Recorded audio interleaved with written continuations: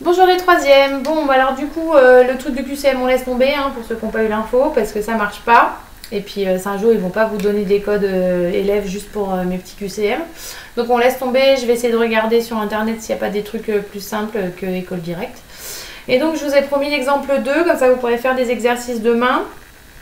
Donc, l'exemple 2, vous avez une fonction linéaire de 3 égale 25,2. Donc, de coup, en fait, ce que vous devez trouver, vous avez l'antécédent. Hier, ce qu'on a fait, c'est qu'on a calculé des images, des antécédents. Là, on a l'image et l'antécédent et on veut calculer quelle est la fonction linéaire qui fait ça.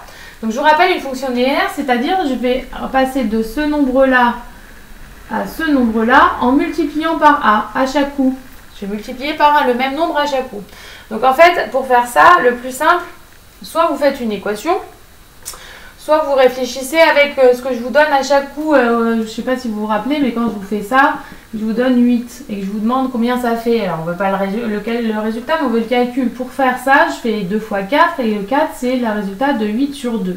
Donc, A, ça sera toujours égal à l'image 25,2 divisé par 3, tout le temps. Donc ça marche à chaque coup. Si vous voulez faire ça comme ça marche à chaque coup. Alors, moi, je vais vous résoudre l'équation. La première chose que vous devez dire, c'est la première ligne. Comme c'est une fonction linéaire, on peut donc écrire que f de x égale a de x. Ok. Et donc comme j'ai ça, je sais que f de 3 égale 25,2. Ça veut dire que je remplace le x par 3. Donc x par 3 là. Le x par 3. Et je dois trouver 25,2. Donc ça veut dire que a fois 3 doit être égal à 25,2. Et donc, vous avez une équation qui est toute simple, parce qu'on a fait les équations juste avant. On va diviser par 3 de chaque côté. Et donc, votre A, ce sera égal à 25,2 divisé par 3, ça fait 8,4. Et donc, la fonction linéaire sera de la forme